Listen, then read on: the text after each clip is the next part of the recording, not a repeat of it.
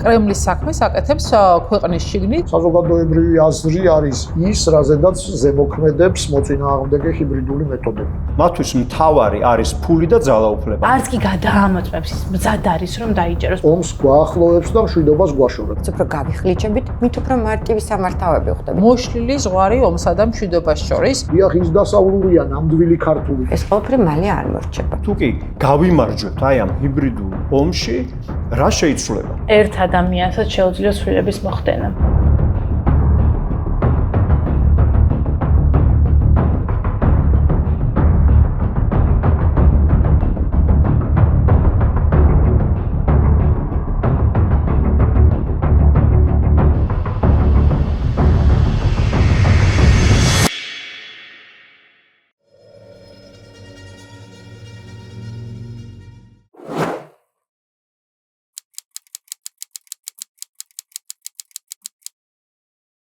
ჰიბრიდული ომი არის, როდესაც ზღვარი მოშლილია ომსა და მშვიდობას შორის და გაფერმთალებულია ის ზღვარი, როდესაც ადამიანები ვერ ხვდებიან, რომ არიან ომში.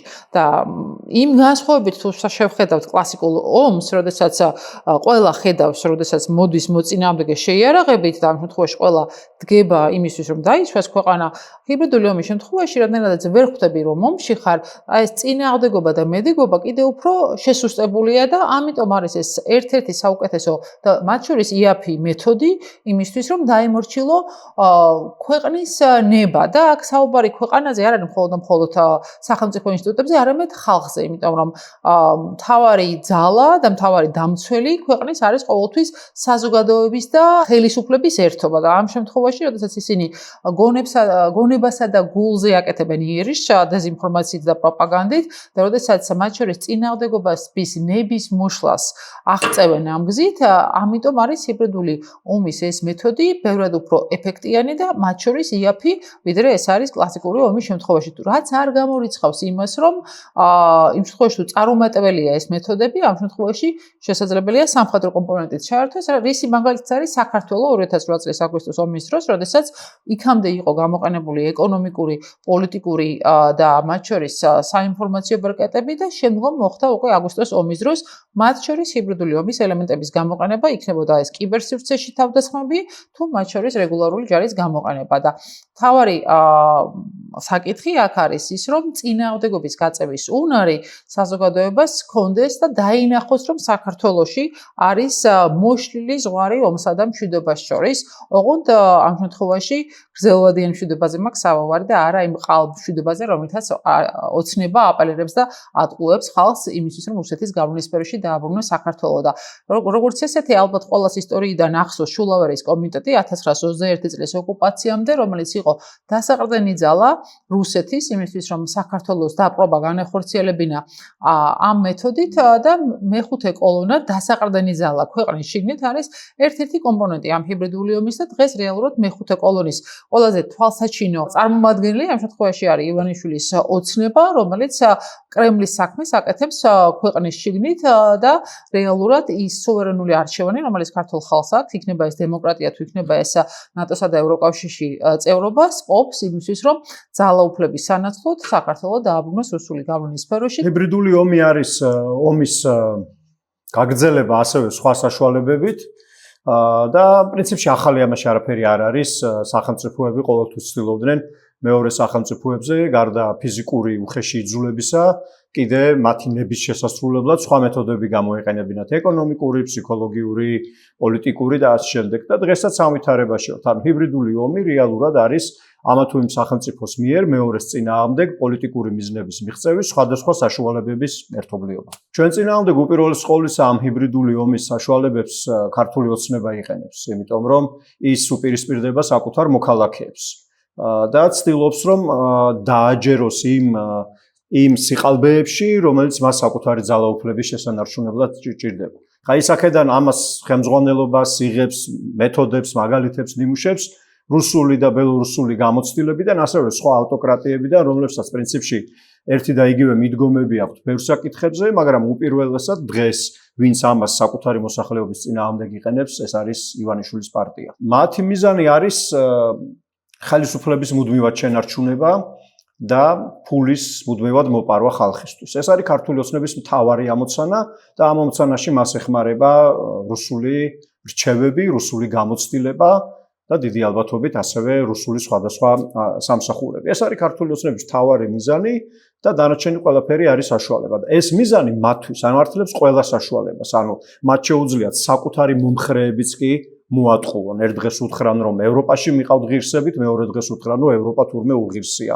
ერთ დღეს შეიძლება მათ პოლიტიკური განსხვავებული აზრის გამო მოწამლონ ქიმიური იარაღით საკუთარი მოქალაქეები და მეორე დღეს იმავე ადგილზე მოწამლული ნივთიერებებით გაჟღენთილ ტერიტორიაზე საკუთარი მომხრეების შვილები დაიბარონ ნაძვის ხის ასანთებად, ხომ? მათთვის მთავარი არის ფული და ძალაუფლება, არც ერი, არც ტრადიცია, არც მორალი, არც ღირსება მათ არ გააჩნიათ. მთავარი საოცარი ქართული ოცნების ფულია. რუსეთის ჰიბრიდული ომი, როგორც საქართველოს აღიარა 2016 წლიდან, როდესაც სტრატეგიულ დოკუმენტებში ერთის მხრივ ეს ტერმინი გაჩნდა, მეორეს მხრივ ამ ომის მიზეზი და მიზანი და იმავდროულად დაისახა გზები თუ როგორ უნდა დაუპირისპირდეთ ამ ჰიბრიდულ ომს. როდესაც საუბარია იმაზე, რომ საზოგადოების ნება გატეხონ და გავლენა იქონიონ ისე, რომ სამხედრო ძალა არ დასჭირდეთ, ამისთვის იყენებენ ამ ბრძოლის მეთოდს, განსაკუთრებით როდესაც საუბარია რუსეთზე, რომლის მთავარი ამოცანა არის საქართველოს თავის გავლენის ქვეშ დაბრუნება და რისი აუცილებლობაც ამ კუთხით რუსეთს უდგას, ეს არის დემოკრატიის და მათ შორის ქვეყნის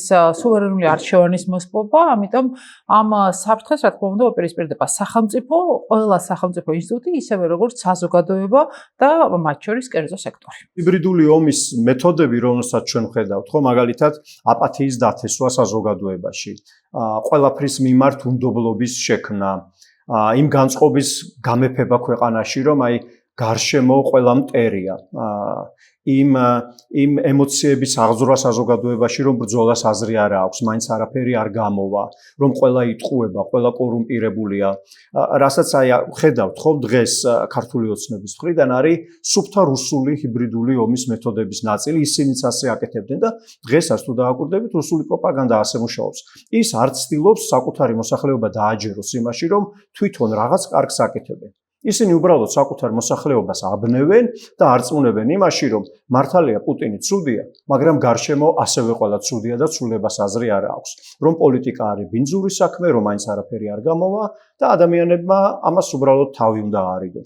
იგივე ხდება საქართველოშიც. ქართული ოცნება იყენებს რუსულ მეთოდებს, ცდილობს საზოგადოება ჩააგდოს აპათიაში, გასვაროს სუფთა ადამიანები, მიაწებოს მათ რაღაც სიარლიყები და დაარწმუნოს ხალხი იმაში, რომ ბრძოლას აზრი არ აქვს, მაგრამ როგორც ხედავთ თბილისში და სხვა ქალაქებშიც ამას ხალხი არ იჯერებს და სრულიად სხვა რამესთან გვაქვს საქმე.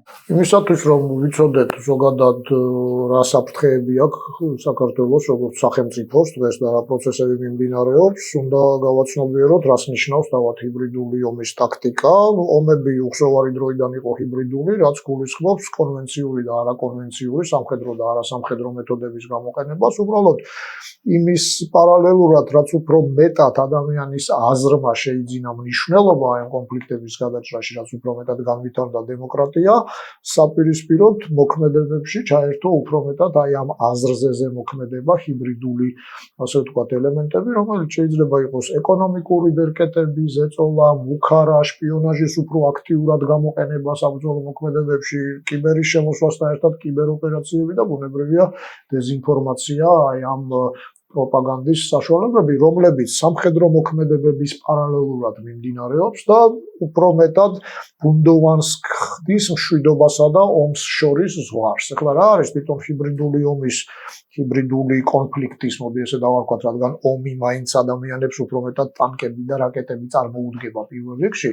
ამის ძირითადი მიზანი არის ჰიბრიდული კონფლიქტის ან ტერიტორიების და მთლიანად სახელმწიფოს მიტაცება, ოკუპაცია, ანექსია, გემოვნებიდან გამომდინარე, ან სიტუაციის შემზადება საომარი მოქმედებებისთვის, კონვენციური მოქმედებების განსახორციელებად. ორივე შემთხვევაში ამ მეთოდებს ძირითადად იყენებენ ავტორიტარული სახელმწიფოები, ჩვენთვის ყველაზე აქტუალური ბუნებრივია რუსეთი აი მრავალსაუკუნოვანი აგრესიული პოლიტიკიდან გამომდინარე, რაც საქართველოში რომელიც საუკუნიდან ჯერ კიდევ ხო ალბათ მე-17 საუკუნიდან იწყება, როცა რუსეთი სამხრეთ კავკასიაში გააქტიურდა, სხვა შორის მაშინვე ჰიბრიდული იყო და თუნდაც ერეკლეს მეფობის დროს, როდესაც აი ეს გიორგიევსკის ტრაქტატის დადება, შემდგომ თითქოს ჯარის შემოყვანა, ისე უკან გაწევა ტოტლებენ ეს შანტაჟი, სამხედრო მუქარის წინ დაყენება, მეზობლებთან ძირგამომთხრელი საქმიანობა ირანთან და ასე. აი ეს ყველაფერი არის დღეს გადმოტანილი და ძირითადი მიზანი, რაც გახლავთ რუსეთისა, ეს არის პირველი სტრატეგიულ პარტნიორებთან ურთიერთობის გაფუჭება და ძირის გამოთხრა შეერთებულ შტატებთან, დიდ ბრიტანეთთან და ევროკავშირთან. მეორე დასავლური ასპირაციის შემცირება, შესუსტება ან შეჩერება, იქნება ეს ევროატლანტიკური თუ ევროპულ გარემოში ინტეგრაცია და მესამე უკიდურესი პოლარიზაცია შიგნით საზოგადოების იმ დონეზე, რომ საზოგადოებამ ან ნებისმიერმა არჩეულმა ხელისუფლებამ ვერ მოახერხოს კონცენტრირება უმნიშვნელოვანესი საკითხების მიმართ. ეს უმნიშვნელოვანესი საკითხები გახლავთ დეოკუპაცია, რუსეთის გავლენების შესუსტება, ეკონომიკური დამოუკიდებლობა, პოლიტიკური დემოკრატიზაცია, ისე რომ თავსებადი იყო დასავლურ სამყაროსთან და ასე შემდეგ. გარდა რუსეთისა, ბუნებრივია, არ უნდა დაგვრჩეს ყურადღების მიღმა ისეთი ავტოკრატული რეჟიმები, სახელმწიფოებიც, როგორიც გახლავთ ჩინეთი, როგორიც გახლავთ ირანი, არსებობს ასევე ჩრდილოეთ კორეის ელემენტი, მაგრამ ის საქართველოში ნაკლებად არის, ბუნებრივია, დაინტერესება ნაკლები აქვს, მაგრამ რაც შეეხება ჩინეთს, მაგალითად, ძალიან მარტივად, თუმცა ჩინეთს ტაქტიკა აქვს რუსეთისგან განსხვავებით ნაკლებ აგრესიული და ამ თვალსაზრისით რუსეთი გარკვეულწილად რეგიონში გამოდის ჩინეთის პროქსი, ჩინეთის საქმის მკეთებელი, იმ თვალსაზრისით, რომ რუსეთის აგრესიული მოქმედებები დასავლეთს აძევებს რეგიონიდან და მის ადგილს იკავებს ჩინეთი, უფრო მეტად ეკონომიკური პროექტებით, კულტურული ღონისძიებებით, ახლა ზოგიერთ მასმედიის არხზე პირდაპირ ხდება ძალიან ისეთი ჩინეთის შესანიშნავი კულტურის წარმოჩენა, ოღონდ ამას ლაიტმოტივად და ბექგრაუნდად გასდევს ის, რომ ეს მხოლოდ კომუნისტური მმართველობის პირობებში ჩინეთის კომუნისტური პარტიით არის შესაძლებელი. ამით იმის თქმა მინდა, რომ ჰიბრიდული კონფლიქტის ეს ელემენტები, იმიტომ არის ძალიან ისეთი ვერაგირთულად შესარჩევი, რომ ის პირდაპირ აგრესიას არ გამოხატავს. ხშირ შემთხვევაში ის ახდენს კოგნიტურ სფეროზე ზემოქმედებას, იმ მხრივ, რომ ადამიანის ყველაზე უფრო ისეთ პირველად შეგრძნებებზე, პირველად რაღაც ინსტინქტებზე მოხდეს ზემოქმედება. კონკრეტულად საქართველოსთვის და ამან განსაკუთრებით მნიშვნელობა შეიძინა უკრაინაში სრულმასშტაბიანი შეჭრის შემდგომ რუსეთის და მაინც უფრო 2020 წლიდან აი ამ ნეიროტექნოლოგიების განვითარებამ, კიბერსივრცის, სოციალური ქსელის ყოველდღიურ ცხოვრებაში დამკვიდრებამ ეს კონფლიქტი უკვე გადაიტანა დაპირისპირების ახალ დომენში, რასაც ქვია კოგნიტური სფერო, კოგნიტური დომენი და ადამიანის პირველად მოთხოვნილებებზე, ადამიანის ძირითად ინსტინქტებზე ზემოქმედებით, მაგალითად ომის შიში, საჭიროებები ადამიანის პირველად იწვდომა, საკვებზე წვდომა, ვთქვათ, მშვიდობიან განვითარებას და შემდეგ აი ამაზე ზემოქმედებით ხდება არა ის რაც პროპაგანდის დროს ხდებოდა რომ რა უნდა იფიქროს ადამიანმა, არამედ თვითონ იმ გარემოს შექმნა როგორ უნდა იფიქროს ადამიანმა. თუ ადამიანებს ეშინიათ ომის, ისინი უარს ამბობენ დამოუკიდებლობაზე. რადგან თქვა და ეს დაახლოებით ასეთ ფორმულა რო ავიღოთ, რომ ამකეთკენ არის მიმართული ძირითადი ოპერაციები, ახლა რუსული, რასაც ჩვენ ყოველდღიურად ვაკვირდებით და ერთად გაჯერებულია სივრცე, მაგრამ ასევე არ უნდა დაგვაუწყდეს მარტო კიბეროპერაციები არ უნდა ავიღოთ ჰიბრიდული ომის ტაქტიკაში, ასევე ეკონომიკური ბერკეტები, ეკონომიკურ, ასე ვთქვათ, ან ფინანსურ ნაკადებზე დამოკიდებულების ზრდა, მაგალითად ჩვენ ზღვისპირა რეგიონებში, სადაც რუსი ტურისტების მოზღვავებამ გამოიწვია გარკვეული ეკონომიკური აღმავლობა მცირე ან საშუალო შემოსავლის მქონე ადამიანებში, ხო, რომლებიც რისთვის ახლა ბუნებრივია ეს ყველასთვის მისასალმებელი და ყველასთვის კარგია, თუ ციფრებით ავიღებთ შესანიშნავია ეკონომიკური ზრდა, მაგრამ ეს ზრდა მიღწეულია რუსეთთან ურთიერთობების არა დალაგებით, იმიტომ რომ ეს არასდროს არ დალაგდება, არამედ თითქოს აი იმ პოზიციით, რომელიც არის დასავლეთის საწინააღმდეგო, ხო? როგორც კი ნებისმიერი მომავალი საქართველოს მთავრობა ან ხელისუფლება ეცდება პროდასავლურ კურსზე დაბრუნებას, რუსეთს აქვს შესაძლებლობა აი ეს საწეცები ხელად შეაჩეროს, თქვათ იგივე ტურისტული ნაკადი, ფინანსური ნაკადი და ის ადამიანები უკვე ეცდებიან მთავრობა დააბრუნონ ისევ პრორუსულ ან რუსეთისადმი ნეიტრალურ კურსზე, იმიტომ რომ ეს მათ საციცოცხლო მოთხოვნილებებთან არის საჭირო. ხო, ეს ეკონომიკური კუთხით, ასევე კულტურული კავშირები, დამკვიდრება იმისა, რომ თანაცხოვრება არის შესაძლებელი, ვთქვათ, მშვიდობიანი, თითქოს ოკუპაცია სხვის მიერ იყო ინსპირირებული და რუსეთის მხრიდან ეს იყო მხოლოდ საპირისპირო ნაბიჯი, ხო, რაღაც მოქმედებებზე. ეს ყველაფერი ერთი შეხედვით საომარ მოქმედებებს არ გავს, ამიტომ ადამიანის რეფლექსი საომარი მოქმედებებისას ხდება სამიზნე ქვეყანაში კონსოლიდაცია ადამიანების, იმიტომ რომ მტერი ხილულია, ის გესვრის რაკეტებს, გებრძვის, არაადამიანურ მოქმედებებს ჩადის. აქეთ კი პირიქით, ხო, თითქოს ძნელია აღსაქმელად, რომ ამას მტერი აკეთებს, თითქოს ბიზნესია, თითქოს პოლიტიკაა, თითქოს კულტურა, სპორტია. და ამ თვალსაზრისით უფრო ნაკლებად ხდება მოსახლეობის კონსოლიდაცია და პირიქით უფრო გამთიშავად მოქმედებს. ამიტომ ეს ძალიან სახიფათო მიმართულებაა. ბუნებრივია პირველი მტერი ამ თვალსაზრისით არის რუსეთი, საქართველოსი და ორი ძირითადი მიზნით არის ეს ყველაფერი, რომ შევაჯამოთ. მოკლედ, პირველ რიგში ეს არის თუ შესაძლებელი იქნება მთელი სახელმწიფოს მიტაცება და ევროპული ორბიტიდან ამოგლეჯვა, ევროატლანტიკური ორბიტიდან ამოგლეჯვა და რუსულ ორბიტაზე გადაყვანა. თუ არა, შესაძლებელია ეს იყოს შემზადება შემდგომი საბრძოლო მოქმედებებისთვის, რომლის შესაძლებლობაც რუსეთს გაუჩნდება მაშინვე, თუ ის უკრაინასთან მიაღწევს გარკვეულ მისთვის სასარგებლო ზავის პირობებს, ისე რომ მისი სამხედრო ძალა არ იყოს იმდენად შერყეული, რომ ვერ მოახერხოს თქვათ ახალ კონფლიქტში ჩატანა. დღესდღეობით ამის შესაძლებლობა რუსეთს არ აქვს, ამიტომ აი ამ ჰიბრიდული მეთოდებით ცდილობს, რომ საქართველოში მოახდინოს მაქსიმალურად დასავლური ინტეგრაციის და ახლა უკვე ინტეგრაციის კი არა, ზოგადად ურთიერთობების ძირის გამოთხრა, იმიტომ ინტეგრაცია შეჩერებულია, ხო, უკვე იქით მხრიდანაც, აქეთ მხრიდანაც, მაგრამ აი თვითონ ეს ურთიერთობების დონეზეც კი ძირის გამოთხრა ხდება, იმიტომ რომ ყოველდღე გვესმის ის მესიჯების ნარატივები სხვადასხვა აქტორიდან გახმოვანებული, რომელიც უბრალოდ ურთიერთობას შეუძლებელს ხდის, პოზიტიურ კონტექსტს შეუძლებელს ხდის, პარტნიორობას შეუძლებელს ხდის.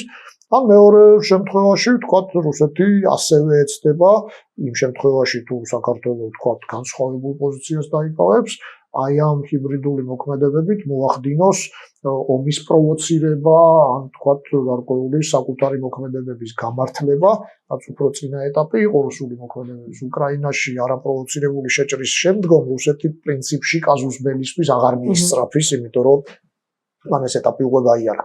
მაგალითად, რაც 2008 წელს იყო ჩვენ შემთხვევაში, როდესაც კიბეროპერაციებით სცადა ნაცისტური იარლიყის მიწებება ქართული არჩეული ხელისუფლების მიმართ. იქ მნიშვნელობა არ აქვს და დემოკრატიაში პრობლემები იყო თუ არ იყო. მნიშვნელოვანი ის არის, რომ საქართველოს ხელისუფლებაზე მან სცადა რუსეთმა ეს ნაცისტური იარლიყის მიწებება. რამდენად მდგრადია ეს მომენტი, საკმაოდ მდგრადია, იმიტომ რომ აგერ თითქმის 20 წელია იქიდან გასული და დღეს იგივე თემატიკა გვესმის სამწუხაროდ ქართველი აქტორების მხრიდან და ეს აქტორები ზოგჯერ სახელმწიფო აქტორებიც არიან, ხო, საქართველოს პარლამენტის მხრიდან გაჟღერდა. კიდევ მეორე ლეგიტიმურობა, არალეგიტიმურობა იქ მეორე თემაა, მაგრამ ამ წუთისთვის ისინი ასე პოზიციონირებენ, ხო?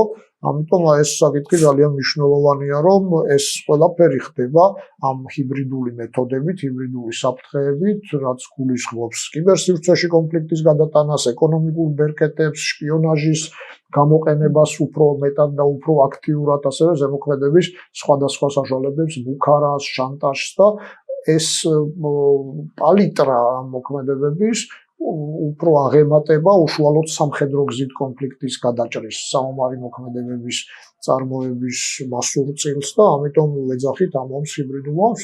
ის დამახასიათებელი ნიშანიც კოლეგებმაც აღნიშნეს არის ის, რომ ხო ეს არის სადღაც თითქოს ზღვარი ომსა და მშვიდობას შორის ძალიან ესეთია, რაც სხვადასხვა დასავლეთსაც ურთულებს ამაზე რეაგირებას, იმიტომ რომ არ არის მარტივი დაიყოლიო საკუთარი ამომრჩეველი სამხედრო ფორმით რეაგირებაზე, როდესაც თითქოს და ერთი შეხედვით ადგილი აქვს რაღაც პროპაგანდას, თქვათ, ან რაღაც მოსყიდული მასმედიის საშუალებით რაღაც ინფორმაციის გავრცელებას, ხო, ამისთვის შენ არავინ არ მოგცემს საშუალებას, რომ თქვათ სამხედრო მოქმედებები აწარმოო რუსეთის მიმართ.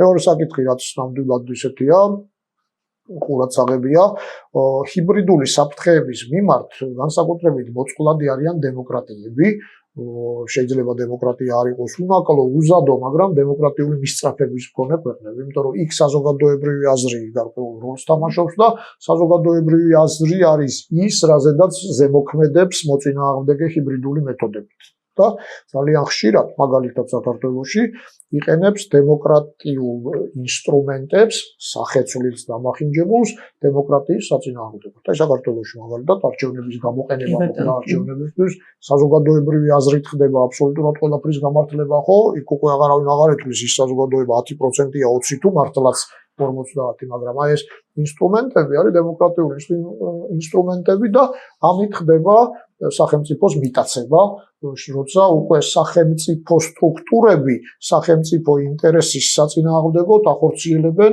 ამ შემთხვევაში პარტიული ინტერესს, მაგრამ ეს პარტიული ინტერესი სულთან ხვედრაშია რუსეთის სტრატეგიულ დაინტერესებასთან. მას შემდეგ რაც ინტერნეტის პენეტრაცია საქართველოში მაგალითად რაც გაიზარდა ინტერნეტის მომხმარებელთა რაოდენობა ახლა არის დაახლოებით 84%.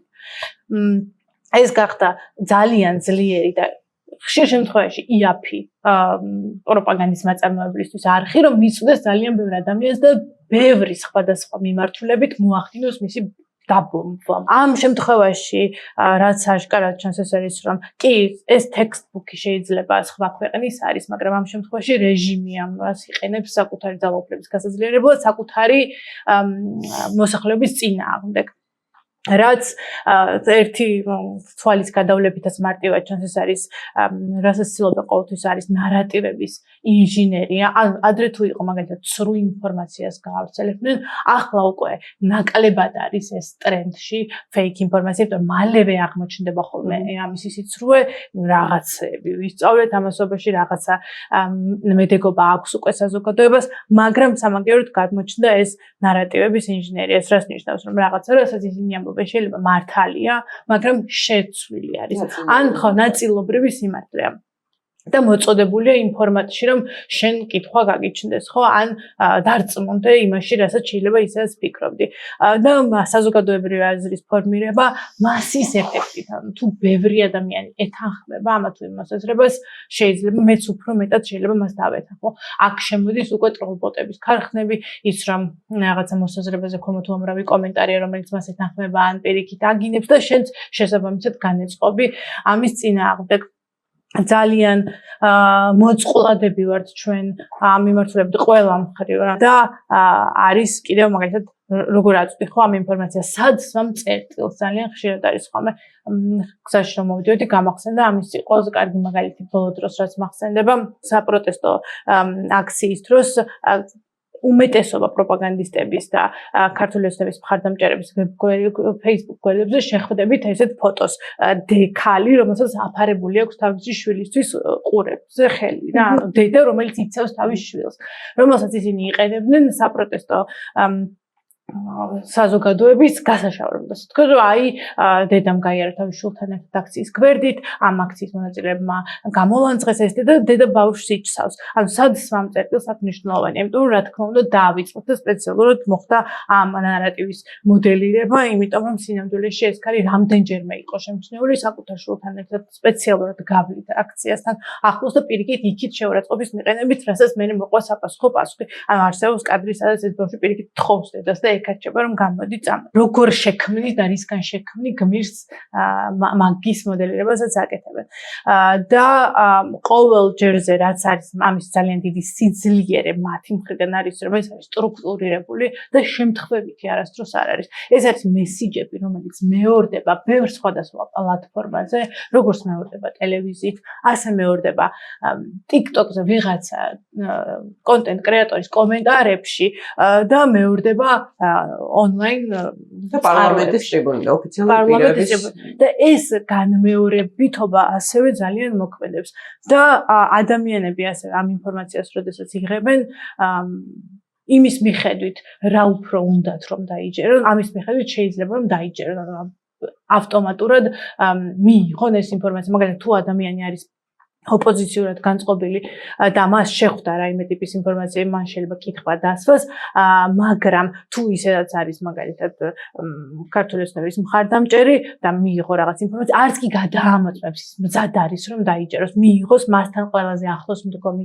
სიმართლე, მაგრამ ეს სიმართლე უკვე დღევანდელ დღეს და ბევრი სხვადასხვა მთელ მსოფლიოში მომხდარი მოვლენების გამო ცვლილებების გამო, ხელოვნური ინტელექტის გამო, ამ ინფორმაციის უზღვაობის გამო ასევე გახდა საკმაოდ მყიფე, ანუ სად ვეძებთ, რა არის სიმართლე და რის დაჯერებას ვირჩევთ, კიდევ ცალკე საკითხი არის ყველა მხარეს ინდივიდუალურ დონეზეც, ქვეყნების დონეზეც, ორგანიზაციების დონეზეც, მოძრაობების დონეზეც და მე როგორ ვავრცელებთ და რას ვუშვებით ამ სიმართლესაც ვიპოვეთ. როგორ მუშაობს ეს და როგორ ჯგუფებზე ადამიანების თქვათ რა ხანგრძლივობით, ანუ სწრაფი ეფექტები ხანგრძლივობაში რა საფრთხეებთ ან დგავართ ამ შემთხვევაში? ძალიან კარგად მუშაობს, ძალიან დიდი ხანია მუშაობს და როგორც აღნიშნეს, ძალიან კარგად იცის თავისი მიზანი, რა მიზანს ემსახურება და აქედან იწყება ზუსტად რომ ამ მიზანთან მიმართებაში აქვს კვლევაზე, ცოდნაზე დაშენებული სტრატეგია. ეს არის რაღაცა ქაოტური სტრატეგია, რომ მოდი ახლა ჩვენ ასე ვცადოთ, ისე ვცადოთ და გარდა იმისა, რომ შეიძლება როგორც დოდი მახსენა ტექსტბუქი არის უცხო ქვეყანაზე, თქვათ იქნება ეს ბელორუსი თუ თითონ რუსეთის მაგალითი, ეს ტექსტბუქიც ადაპტირებული, ანუ ეს ტექსტბუქიც გატესტილია, ეს არ არის პირდაპირ გადმოღებული და აბა მოდი ვნახოთ ქართველები რას გააკეთებენ. აქ ჩანს ის, რომ ძალიან კარგად ესმით კულტურული თავისებურებები, მთელი ის გენდერული სტერეოტიპები, მთელი ის ტრავმატიზაცია ამ საზოგადოების, ანუ კოლექტიური ტრავმა, რომელსაც აფუთფუთებენ თითეული მესიჯით. ანუ რაზე დგას ხო ნებისმიერი ჰიბრიდული ომის პრინციპი ინდივიდუალურ და კოლექტიურ დონეზე. ანუ როცა ვიძახით, რომ რა ხდება, რომ მასაზე მოქმედებს, იმიტომ რომ ეს მოიცავს შიშის ფაქტორს, ანუ ჰიბრიდულ ომში მნიშვნელოვანია, რომ მასობრივად ჩვენ კოლექტივში გამოვიწვიოთ ლიმბურ სისტემაზე დარტყმა, ანუ არა რაციონალური ნაწილზე, სადაც ადამიანს აქვს უნარი, რომ ინფორმაცია გადაამუშავოს, დაშალოს, გაანალიზოს, რაც საჭიროა, დაიტოვოს, რაც საჭიროა, გადააგდოს. ანუ პირდაპირ ემოციურ სისტემას დაარტყას და როდესაც ხდება ემოციურ სისტემაზე დარტყმა და შიში იწვევს გაშეშებას. შემეშინდა. ან რაღაცა დიდი საფრთხე. მეორე ნაწილია იგივე განმეორებადობა, ძალიან ბევრი დამაშინებელი მესიჯის. ეს არის მიზანმიმართულად დაღლაზე. ანუ ისე დავღალო. არა მარტო ის, რომ ისე გავუჯინო, ანუ პერმანენტული აი ამ repetition-ით ისე გავაჯინო ინფორმაცია. არამედ დავღალო კიდევაც. დავღალო ის, რომელიც ჩემს წინააღმდეგ არის და ისე გავუჯინო ინფორმაცია იმას, რომელიც ისედაც ჩემს მხარეს არის და კიდევ უფრო მეტად ჩემს მხარეს იყოს. რომ ასევე გავაშეშო, იმიტომ რომ დაღლა რას იწვევს ენერგიის ნაკლებობას და ქმედით უნარიანი არ ახარ, ხო? ჩვენ ვერ ვნახავთ ვერცერთ პროტესტში მყოფ ადამიანს, რომელიც იტყვის, რომ არ დაღლილა. ამ დაღლას რას უშვება, ეს მეორე ნაწილია. და ყველა ვერ არის ისე, რომ დაღლის მიუხედავად მაინც ქმედით უნარიანი იყოს, ხო? და ეს დაღლა და გადაწვა, ეს არის ძალიან მნიშვნელოვანი პროცესი, რომ რუტინად უქციო მთელი ეს ამბავი, რუტინულად და რატო? ურტყავ ისევ და ისევ იმ კოლექტიურ ტრავმას. კოლექტიურ ტრავმაში დევს მოთხოვნა, რომ მსგავსი რაღაცები დამთავრდეს ჩქარა. და გაპარულია ის ნარატივი, რომ ნებისმიერი ბრძოლა თავისუფლებისთვის, გამარჯვებისთვის, დამოუკიდებლობისთვის ეს შეიძლება ხვალან თავდება. ანუ ის რასაც ჩვენ ისტორიის ფურცლებზე ვკითხულობ და შეიძლება ერთი თავია სასკოლო პროგრამაში, ეს აწლეულებზეა. მოლოდინი გაქვს, რომ შენ ჩქარა უნდა გააკეთო რაღაცა მაქსიმალური მობილიზაცია და ის ზუსტად ამაზე გიყავს. მესამე ეს არის ზუსტად ბუნდოვანება. ფსიქიკას არ შეუძლია ბუნდოვანებაში ყოფნა. ფსიქიკას უჭირდება კონტური, იმიტომ რომ იმ თავით ჩვენში არის ჩაშენებული გადარჩენის კოდი, რომელიც რას გულისხმობს, რომ გამოქვაბულიდან გამოსულ ადამიანს ჭირდებოდა ცოდნოდა, რას ხედავს წინ იმისთვის, რომ რაღაც საფრთხე აერიდებინა. აი ეს ბუნდოვანება დღემდე არის ერთი, რომელიც ზრდის საფრთხის განცდას და მეორე, რომელსაც შეაქვს ეჭვი შენს აღქმაში. ანუ იმდენად მოშლილია ზღვარი, როგორც ბატონმა ანდრომა ახსენა, რომ ვერ ხვდები, ანუ მე ვაკეთებ ამის არასწორ ინტერპრეტაციას, მართლა საფრთხის წინაშე ვდგავარ, თუ საფრთხის წინაშე ვდგავარ, რატომ არ არის საყოველთაო მობილიზება, თუ აქ ტანკი და ჯარი არ მიდგას, რატომ არ საომარ მოქმედებაში, ანუ წარმოუდგენლად გაუგებარია, ამ დროს საფრთხე არის. და ზუსტად ამ საფრთხის განცდაზე თამაშობს დამატებით კიდევ, რომ კიდევ უფრო მეტი და მეტი საფრთხის განცდა შემოიტანოს, რომ შენ აარჩიო სტაბილურობა. შენ გახდე მაქსიმალურად მასთან ტოლერანტული, მისი ყველა სტრატეგიის ტოლერანტული, იმიტომ რომ ის ხომ სტაბილურობას და მშვიდობას გთავაზობს. და მეოთხე არის ერთ-ერთი ყველაზე ძლიერი მექანიზმი, რომელიც ანგული მწყდება, რომ ჩვენ ამ მექანიზმს აქეთ ამხარე იმ სისტემატიურობით და იმის ძალით არ უპირისპირებთ მთელ აი ამ აბსურდს, რომელშიც ჩვენ აღმოჩნდით, არის სარკაზმი და არის შარჟი. ანუ შიშთან ერთად ის რას აკეთებს? შარჟით, სარკაზმით ცდილობს შენ გაგაბულოს. ანუ ყველა შენი არგუმენტი და ყველა შენი დაპირისპირება, რომ ის რაც ხდება არის კატასტროფა და რეალურად ომისკენ მივდივარ და არა ომს უშორდებით. გააბაიბუროს, დაგცინოს, გაგანულოს, იარლიყები აგაკრას და უკანასკნელი ერთი კვირის განმავლობაში ჩვენ უკვე ხედავთ, ანუ საერთოდ რა დონის იარლიყებზე, ანუ მარტო იმაზე კი არა, რომ შენ არაკომპეტენტური ან სულელი ხარ ან დაგცინოს, არამედ საერთოდ რაღაცა კონკრეტულ რეესტრში ჩაქსოს, სადაც შენს რაციონალიზაციას კითხვის ნიშანი დაესმევა, რომ საერთოდ შენ ხელგეწიფება თუ არა ადეკვატურად აზროვნება. აქეთ ამ მხრიდან, რაც უპირისპირდებოდა, თქვათ, იგივე იმ პროპაგანდას. აქეთ ამ მხრიდან არ არსებობდა სტრატეგია, ხო? არ არსებობდა ესეთი აწყობილი სტრატეგია, რომელიც იმუშავებდა თუნდაც ამ დეზინფორმაციის და არა მარტო დეზინფორმაციის, არამედ ყველა სპეციალურად დამახინჯებული ინფორმაციის გასანეიტრალებლად. არგუმენტაცია საკმარისი არ არის იმ ხელა სამუშაოდ ჩატარებული. არც ის არის საკმარისი, რომ სხვადასხვა აქტორებმა თავის ენაზე სხვადასხვა ვორდინგით საკმაოდ რთული და ინტელექტუალური გაგიმეორონ, რომ მოდი ახლა შენ არ შეგეშინდეს, ყველაფერი კარგად არის. არ არის ყველაფერი კარგად. შეუძლებელია დააჯერო ადამიანი, რომ ყველაფერი კარგად არის, როდესაც ამ ხელა შიშის ქვეშ არის. და მესამე გაპარულია მესიჯი, რომ ეს ყველაფერი მალე მორჩება. ეს ყველაფერი მალე არ მორჩება. ჩემი აზრით ეს ერთ-ერთი განსაზღვრელი მომენტი იყო ძალიან დიდი ფრუსტრაციის, როცა საზოგადოების უდიდესი ნაწილი უბრალოდ აპათიაში ჩავარდა. რომ მალე რას ნიშნავს ერთ თვეში, ორ თვეში და ერთ წელიწადი რო არ რჩება, აღარ არის მალე, ხო? ანუ ისტორიულად არაფერი არ არის ერთი წელი და ერთი ადამიანის ცხოვრებაში ერთი დიდი წელია. შესაბამისად, ეგეთი რაღაცები კიდევ უფრო მეტად სამწუხაროდ ამყარებს კოლექტიურ ტრავმებს და ამძიმებს ინდივიდუალურ სურათს. ვინც ჩემთან მოდის ამ ამბების გამო, უმეტესწილად მოდის ძალიან დიდი ფრუსტრაციის გამო, რომელსაც ვეღარ იტევს, იმიტომ რომ ვერ ხედავს გამოსავალს, არ იცის სად არის გამოსავალი და უკვე რაშია, იცი? შიშია, რომ აღარაფერი აღარ ეშველება.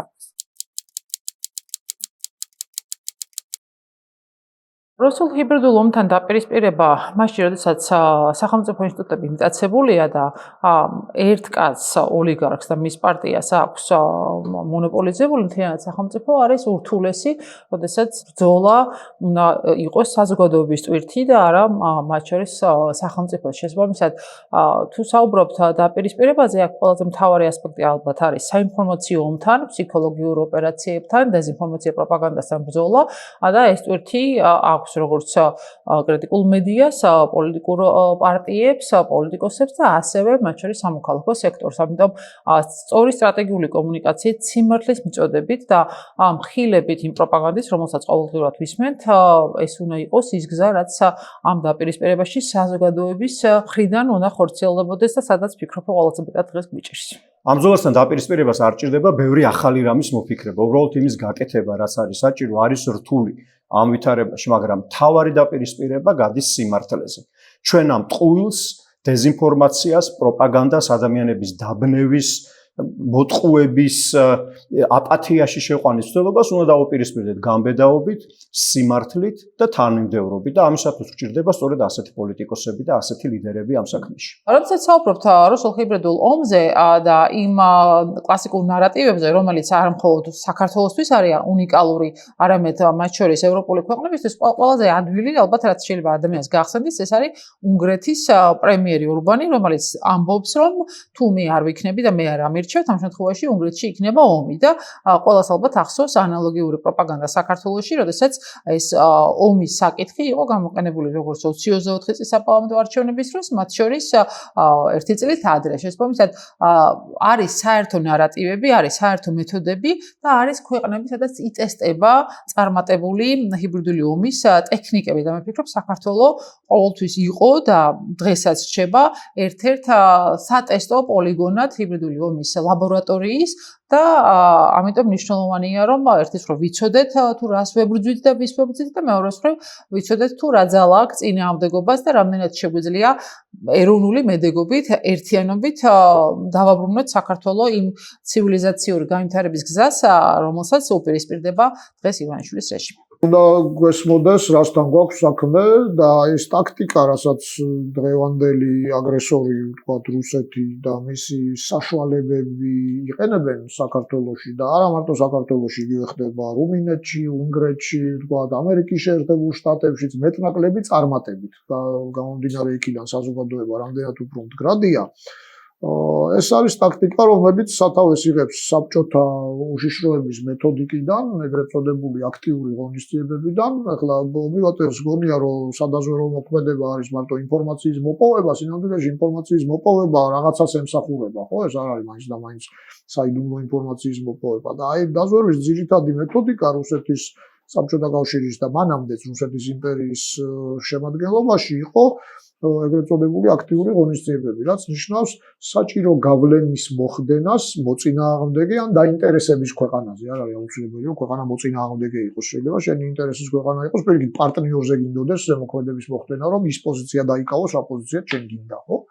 ამიტომ ეს აქტიური ღონისძიებები მაშინ ვრცელდებოდა ჟურნალისტების მეშვეობით, თქვათ, ტელეგადაცემების და გარკვეულ გავლენას ქმნიდა მოწყვლად ჯგუფებში, რაც საბჭოთა კავშირის პოლიტიკის გატარებას უწყობდა ხელს. დრო შეიცვალა ამის შემდგომ და ინფორმაცია, საზოგადოების ინფორმირება ხდება უკვე ინტერნეტით, შეღწევის არეალი გაიზარდა, იმიტომ რომ სოციალური ქსელი მუდმივად თან გვაქვს და ახლა გაზეთი რომ წაგვეკითხა, სადღაც უნდა მოხვედრილიყავით, ხო? მით უმეტეს იგი ენის ბარიერი იყო, დღეს ესეც აღარ არის უკვე და არ არის ალბათ აღნიშნის ღირსი ისიც კი რომ თქვა ამ აქტიურ ღონისძიებებში ძალიან დიდი როლი ეკავა ფსიქოლოგიურ მომენტებს, ხო, ფსიქოლოგიურ ოპერაციებს, ინფორმაციულ ფსიქოლოგიურ ოპერაციებს, რომლებიც ტარგეტირებულად აწვდიდნენ, აი მიზანმიმართულად სხვადასხვა მოწყვლად ჯგუფს საჭირო ინფორმაცია. შეიძლება ერთი ჯგუფი იყოს, თქვათ, ომის ვეტერანები, მეორე შეიძლება ვისაც ტრავმა, მეორე იძულებით გადაადგილებული პირები, ვისაც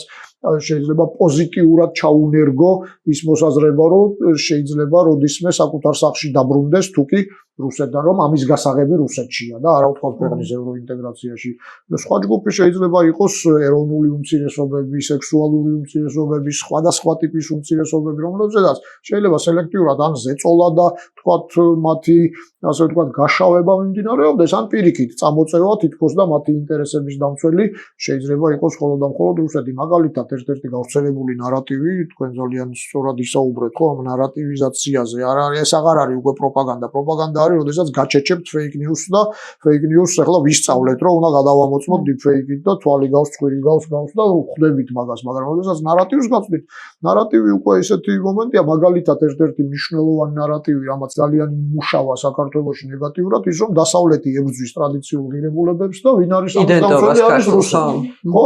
კონსერვატიულ საზოგადოებაში ეს ყველაფერი მოქმედებს და სამხრეთ კავკასიისთვის ეს ჩარჩო ერთი და იგივეა, იმიტომ რომ იგივე კონსერვატიული საზოგადოება აზერბაიჯანში იგივეა, სომხეთში და ჩვენ ვეუბნებით რას, რომ დასავლეთი ებრძვის შენ ტრადიციულ ღირებულებებს, არღვევს ოჯახს და ვინ არიან ამის დამცველი? NGO-ები არიან ამის დამცველი. რატო? იმიტომ რომ NGO-ები იცავენ სექსუალურ უმცირესობას. ანუ ვსვამთ ტოლობის ნიშანს იქ, რომ ისინი ახალისებენ ამგვარ ბრჭყალებში გახსნილებას, ხო, რასაც გვაწოდიან, თქვა. ხო, ისე სინამდვილეში საუბარია იმაზე, რომ დასავლეთი იცავს ყველას უფლებას, მიუხედავად სქესობრივი, ეთნიკური და ასე შემდეგ კუთვნილებისა, მაგრამ ეს ხომ ადამიანისთვის რთული გასაცნობიერებელია. აი ეს qalbi გადმოტანა, qalbi ფოკუსი, qalbi აქცენტის დასმა ხდება და შესაბამისად ყველა დასავლური კურსის დამცველი არის უკვე მარგინალიზებული ან უფრო მეტიც დეჰუმანიზაციისკენ მივიდივართ, რომ ესენი არიან ისინი, ვინც ჩვენ ოჯახს ებრძვიან. შესაბამისად მე ხდება უკვე ძებნა სად იქნება დაცული, რეალიზებული ეს თუნდაც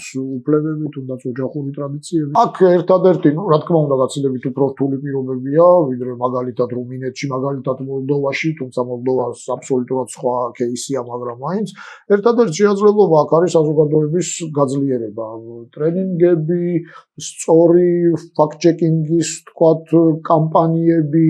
მე ვიტყოდი, ალბათ იმის გათვალისწინებით, რომ სამხრეთ კავკასიაში ახლა სხვა პროცესები მიმდინარეობს, შესაბამისი ურთიერთობების დამყარება ჩვენ მეზობელ ქვეყნებთან, თქვათ, სომხეთთან, იმიტომ რომ სომხეთი გარკვეულად ძალიან მნიშვნელოვან ძვრებს აკეთებს, თუმცა ძალიან ფრთხილი ნაბიჯები. თანარჩევნები მოდის? ხო, ну იქ ალბათ ჯერ კიდევ ნახავთ რუსულ აი ამ ტაქტიკას იქაურ არჩევნებში, თუმცა აი სხვა გზა უბრალოდ არ არის, იმიტომ რომ აჩვენა განვითარებამ, რომ მოკლე დისტანციაზე ინტეგრაცია შესაძლებელია, მაგრამ ეს არის სპრინტი, რომელიც ამ ეტაპზე ჩვენს გარეთ მომხდარმა ფაქტორებმა ასე თუ ისე შეაფერხა.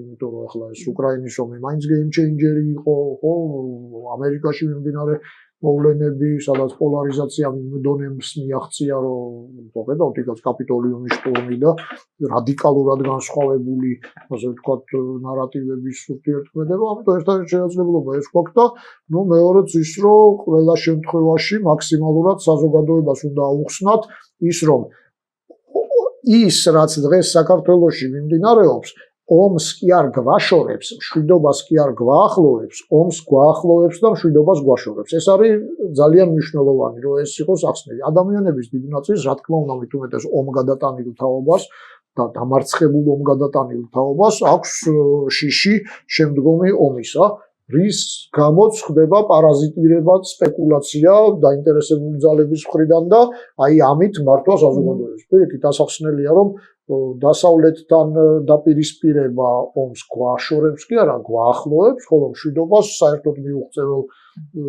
ასე ვთქვათ სტატუსად ქმნის და მეორეც იმ შემთხვევაშიც კი თუ იქნება საომარი ვითარებები და ომი, როდის უფრო ძლიერია საქართველოს და შესაბამისად საზოგადოებრივი უსაფრთხოება, როდესაც ყავს პარტნიორები თუ როდესაც არავინ არ ყავს საერთოდ, მათ შორის ტრადიციული პარტნიორები, არ ვიცი, შორეულ დასავლეთში გულისხმობ აი თვითონ ჩვენ მოსაზღვრე ქვეყნებსაც, ახლა უკრაინის სახით მტრულად განწყობილი ქვეყანა უფრო ესეთი სასარგებლოა საქართველოსთვის თუ მეგობრებთან ტრადიციული მეგობრობა. ასაკვირველი. ციფრულ სამყაროში ზუსტად იგივე შემიძლია თქვა, მნიშვნელოვანია ინდივიდუალურ დონეზე გაძლიერება და ინდივიდუალურ დონეზე სწავლა. ჩვენც უნდა ვისწავლოთ, სხვებსაც უნდა ვასწავლოთ ამ ყველაფერთან გამკლავრების გზა. ეს არის ინფორმაციის ზღვა, რომელიც გვღლის მართლა და ეს გადამოწმების პროცესის სიმართლეა თუ არ არის სიმართლე, იმდენად გღლის ამ დღის ბოლოს, რომ უბრალოდ შეეშვები და გადიხარ რა. უნდა ვისწავლოთ ამოცნობა რაღაც ინფორმაციას რომ ვიღებთ და ვკითხულობთ. რა ემოციას იწვევს და ვის უნდა რომ ეს ემოცია გამოწვევს, ვინ ყვება ამ ამბავს და რა мотиваცია შეიძლება ქონდეს ამის მიღვა. თითოეულ ადამიანს აქვს უზარმაზარი ძალა და მის ერთ პლატფორმას, ერთ გაზიარებულ პოსტს, ერთ ჩაწერილ ვიდეოს აქვს იმდენივე ძალა ფაქტიურად ყოველ ჯერზე, რაც ამ რეჟიმების შექმნილ კონტენტს და ამ ძალის გამოყენება უნდა ვისწავლოთ. უნდა ვისწავლოთ იმ მოსაზრებების და იმ მედიის მხარდაჭერა, რომელიც ეთანხმება და ეხმიანება ჩვენს ღირებულებებს. უნდა ვისწავლოთ ალგორითმები როგორ მუშაობს და როგორ მოვახერხოთ, რომ გაძლიერდეს ის ნარატივები, რომლებიც არის ამ შემთხვევაში პროდასავლური და რომელიც აძლიერებს ჰიბრიდულ ომში საქართველოს ინტერესებს. პირიქით, ხელი არ შევუწყოთ პროპაგანდის გავრცელებას და ხელი არ შევუწყოთ რეჟიმს. ჯერა რომ დასწავლოდია, როგორც დავისწავლეთ ჩვენ ინტერნეტში შესვლა ასევე უნდა დავისწავლის და ვსწავლობ ინტერნეტში ყოფნას და ეს არის იმდენად მნიშვნელოვანი პუნქტი, რომ მაგალითად ისეთი მაგალითია ფინეთში ბევრად უფრო სხვა გარემო არის, მაგრამ იქაც კი დაწყებით კლასებში უკვე არის ეს თემა. როგორც ვასწავლეთ ჩვენ შვილებს AI-ს, ასევე უნდა ვიწყებდეთ მათთვის სწავლებას ინტერნეტში როგორ უნდა მოიქცნენ, როგორ უნდა გაარჩიონ ინფორმაცია და მე როგორ უნდა მოექცენ ამ ინფორმაციას მათზე გავლენის თვალსაზრისით, რა გავლენა უნდა მოახდინოს თუ არ მოახდინოს და ეს გაზრდის რთულ ბავშვებს იმიტომ რომ ის კითხვებს დაგვისვამენ ჩვენც. ხო, კრიტიკული აზროვნება ძალიან მნიშვნელოვანია. ამ კითხვებს დაგვისვამენ ჩვენც და ასევე მნიშვნელოვანია ეს პროცესი, იმიტომ რომ ჩვენც უნდა ვიცოდეთ ამ კითხვებზე პასუხი. იმიტომ რომ ხშირ შემთხვევაში და ეს ნარატივებიც გვინახავს, ხო, ჩვენ არსებობს კითხვები, რომლებზეც შეიძლება რომელიმე მხარის პასუხი არ აწყობს და უბრალოდ ვიწყებთ მაგ კითხვების დაიგნორებას. ეს კითხვები არსად არ მიდის, ხო? ის კითხვები პოულობს თავის პასუხებს და მნიშვნელოვანია, რომ ჩვენ ყველა მტკივნეულ კითხვაზეც გვქონდეს ნაპოვნი პასუხი. იმისთვის რომ მოხდეს ცვლილება, პირველ რიგში უნდა მოხდეს იმ ტკივილის დადასტურება, რომ ეს ტკივილი ლეგიტიმურია, რომელიც გაწუხებს, რომ ის ბუნდოვანების განცდა ლეგიტიმურია, რომ ის შიში ლეგიტიმურია. იმისთვის რომ მოხდეს საზოგადოების გაძლიერება და მიდეგობა შედგეს, პირველ რიგში უნდა მოიხსნას ჯერ ერთი აი ეს მავნე კავშირი, რომ მედეგობა შიშის არარსებობას ნიშნავს. მედეგობა არ ნიშნავს შიშის არარსებობას. მედეგობა ნიშნავს შიშთან ერთად მოძრაობას. ანუ აი ესეთი პატარ-პატარა რაღაცა კოგნიტური სქემები, რომელიც არის პირდაპირ ერთმანეთთან შეკავშირებული, როგორც ის დიდი კოგნიტური სქემები, რომ დასავლეთი გართმევს ღირებულებებს, იმისთვის რომ ღირებულებები დაიცვა, ჯობია რომ ერთმორწმუნე რუსეთთან იყო. დასავლეთს უნდა რომ შენ შიგნით წაგართვას ქართველობა, არ ვიცი ყველაფერი, ხო? აი მან თქვა დასვეს ბოლობები. აქეთ ამ მხარეს საპირწონეთ, როდესაც ჩვენ ქაოტურად დაუგეგმავად, ხშირ შემთხვევაში ერთმანეთთან შეუთანხმებლად და დაუფიქრებლად ვცდილობდით აი ამ ზღვა ნარატივებს და ზღვა დაბომბვას გამკლავებოდით, რა მოხდა? ჩვენოვნებურად დავსვით ტოლობები რაღაცა ისეთ კონცეპტებთან, რომელიც უსამართლოა, არ არის, არარეალისტურია. და ვიღაცა ამის გამო იბნევა და საერთოდ ეშინია, რო თქვას, რომ იცი რა დავიღალე, ან მეშინია. რაღაცა თითქოს სირცხვილია გეშინოდეს და როგორც კი ეს იხსნება და შენეუნები, რომ მე მესმის შენი შიშის. ანუ არცად არ მომხდარა, თუნდაც დადასტურება, რომ შენ რო ომის გეშინია, ბუნებრივია და ბევრად უფრო ჯანსაღია, ვიდრე შენ ომის არ გეშინოდეს. და რა დაუპირისპირდა მაგალითად იმ ძალიან მავნე ნარატივს, რომელიც გამოიყენეს ჩვენს საწინააღმდეგოდ და არა რეალურად რაც გვინდა ჩვენ ყველას, რომ მართლა გქონდეს მშვიდობა, ხო? დაუპირისპირდა ის, რომ რა სისულელეა, რა სისულელეა, რომ საერთოდ ომის გეშინია. როგორ არის სისულელე? ანუ რა სისულელეა, რომ შენ ახლა ღირსებაზე ლაპარაკობ, ხო? აი თითქოს და გაბაიბურება ხდებოდა აქეთ ამ მხრიდან მთელი იმ ღირებულებების, რომელზეც არის აშენებული არა მარტო ინდივიდუალურად ადამიანი, არამედ მთელი საზოგადოება. და თან ეს საზოგადოება ამ ღირებულებებს ტრაუმულად იცავს.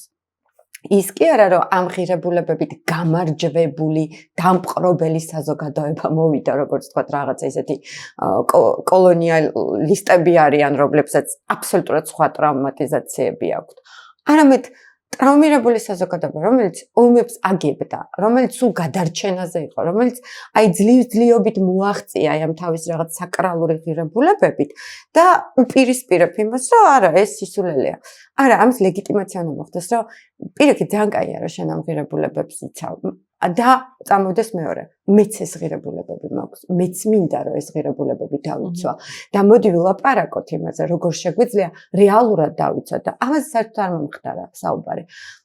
და ვისაწყობს ეს რაც უფრო დიდია გეპი და რაც უფრო გავიხლიჩებით, მით უფრო მარტივი სამართავები ხდებით. ანუ მით უფრო მარტივი სამანიპულაციო თუნდაც დაგვეჯერონ რომ არის იმიტომ რომ გეპი და მე სინამდვილეში არ იყოს. ზუსტად და მე ხა აქ რამდენსაც არ უნდა ვლაპარაკობდე რაღაცას, თუ ჩემსა და შენ შორის უკვე გაწყვეტილია კავშირი და პირდაპირ მოკრული მაქვს იარლიყი რომ მე ვმტრობ ყველა იმ ღირებულებას, რომელსაც შენ იცავ, რაც არ უნდა გითხრა შენ მე არ გამიგონებ, საერთოდ არ გამიგონებ, ვერ მოვახწევ შენამდე. და ერთ-ერთი მექანიზმი, რომელითაც ჩვენ შეგვიძლია დავიწყოთ აი ამ ხიდების აშენება, ოღონდ არ ვიცი რამდენი დრო დასჭირდება, ისევე რამდენი დრო დასჭირდება, რომ ინდივიდუალურად ადამიანმა როგორც ფსიქოჰიგიენას სწავლობს, ფიზიოჰიგიენის, მერე ინტერნეტ ჰიგიენა ისწავლოს, ხო, რაზეც და შევაპარაკობ, რომ მე შევძლო გავფილტრო, რა მჭირდება, რა არ მჭირდება, რა არის მართალი, რა არის ტყუილი და ასე შემდეგ. რამდენი დრო დაგჭირდება რომ ჩვენ ერთმანეთს ხმა გავაგონოთ. იმიტომ რომ სინამდვილეში ხო რა არის რომ ის ხალხი რომელიც დღემდე რჩება იმ პოლიტიკის მატარებელი რომელსაც სახელმწიფო ახორციელებს და ერთგვარად ლოიალური მთელი აი ამ ყველაფრის მიმართ. იმიტომ არ არის ყველა ლოიალური რომ ან მერკანტილური ინტერესი აქვს ან მაგალითად უღირსია და არ აქვს თავისი ღირებულებები. ან ყველას ერთ ქვაბში ან გამოსავალიც არ აქვს თქვათ რაღაცის გამო და იმიტომ არის რომ რაღაცას ვერ ამბობს, რაღაცის ეშინია, რაღაცა გაიყინა ამ ემაში და რაც უფრო მეტად ვეჩხუბები მე აქედან და რაც უფრო მეტად ვიგნორებ ყველა იმ შინაგან ფენომენს, რომელზეც თითოეული ადამიანი ვდგავართ, აი ესეთ საომარ ვითარებაში, მით უფრო დიდია ჩვენ შორის გეპი, ხო? ამიტომაც ლეგიტიმური გავხადოთ შიში, ლეგიტიმური გავხადოთ ბრაზი, ლეგიტიმური გავხადოთ დაღლა, ანუ ყველა ის მექანიზმი, რომლითაც ჩვენ გვაკონტროლებენ, გავხადოთ ლეგიტიმური. მაშინ ნახე, აი ესეთი პარადოქსი ხდება ხოლმე ინდივიდუალურ დონეზე ფსიქოლოგიაში, რომ მე თუ არ ვაღიარებ შიშს და ის არ არის ლეგიტიმური, ის მე მართავს.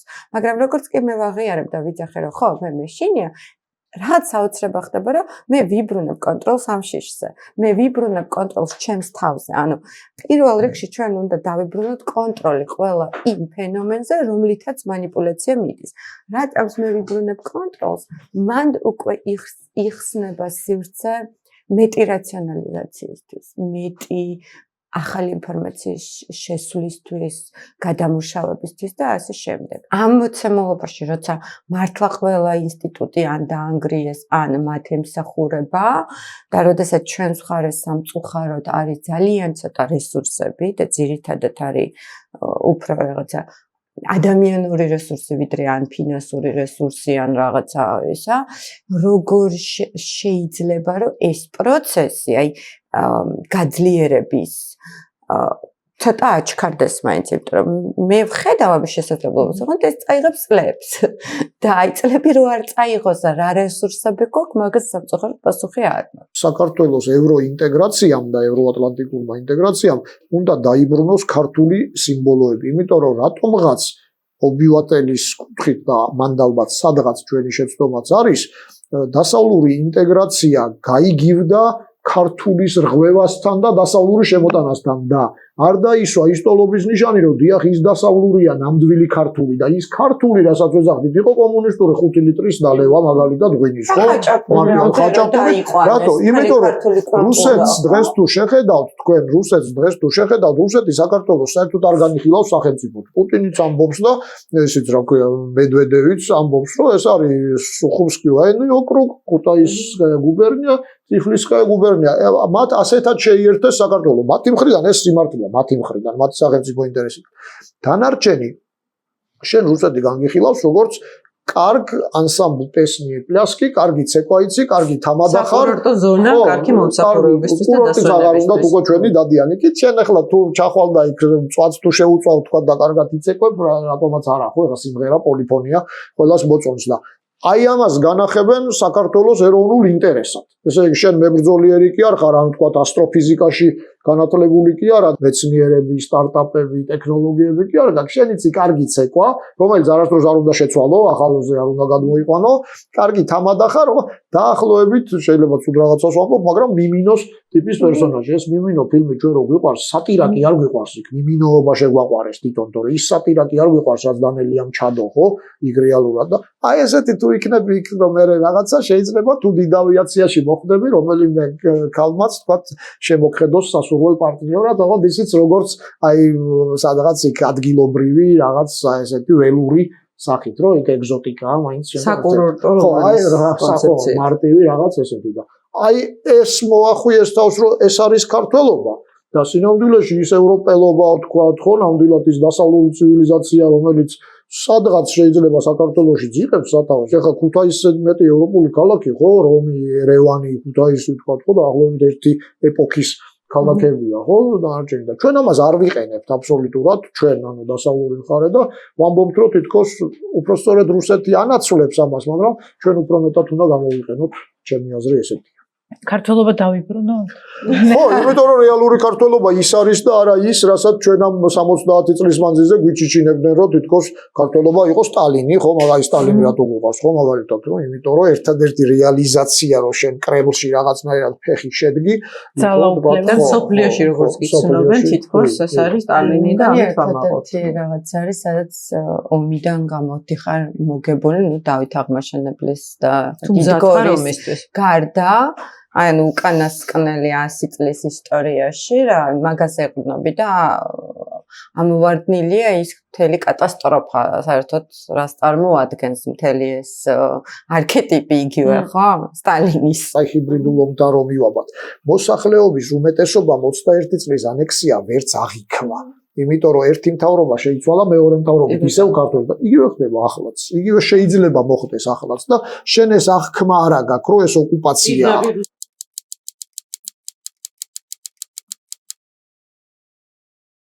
ეროვნული უსაფრთხოების ჭრილში აუცილებელია როგორც სახელმწიფო ინსტიტუციების სწორი ეროვნული უსაფრთხოების პოლიტიკის დაგეგმვა, მისი კოორდინაცია ინსტიტუტებს შორის, საზოგადოებასთან ადეკვატური კომუნიკაცია და საზოგადოების ჩართულობა, ერთიანი ეროვნული მიდგომა, რომელზეც არის ევროპულ ქვეყნებში საუბარი და იმავდროულად ქვეყნის ეროვნული ინტერესების წინსვლა. ეს არის ის ადეკვატური ფორმა, რომელსაც დემოკრატიული ქვეყნები მიმართავენ, მიუხედავად იმისა, რომ ხედავთ, რომ აქაც უამრავ გამოწვევას აწყდებიან მათ შორის დემოკრატიულ ქვეყნებში და ამიტომ არის მათ შორის წარმატებული და წარუმატებელი მოდელები, მათ შორის განვითარებულ ქვეყნებში, თუმცა ეს ბრძოლა არის უწყვეტი და ეს ყველაფერი, რა თქმა უნდა, გადის პოლიტიკურ ამოცანებზე და სწორ ეროვნული უსაფრთხოების სტრატეგიაზე, რომელიც საქართველოს 2018 წლიდან არ გააჩნია. გამართულ სახელმწიფოში ასეთი მეთოდების წინააღმდეგ უპირველეს ყოვლისა, რა თქმა უნდა, იბრძვის სახელმწიფო ინსტიტუტები და მე ვფიქრობ, რომ საქართველოშიც გასაუმჯობესებელი კი არა,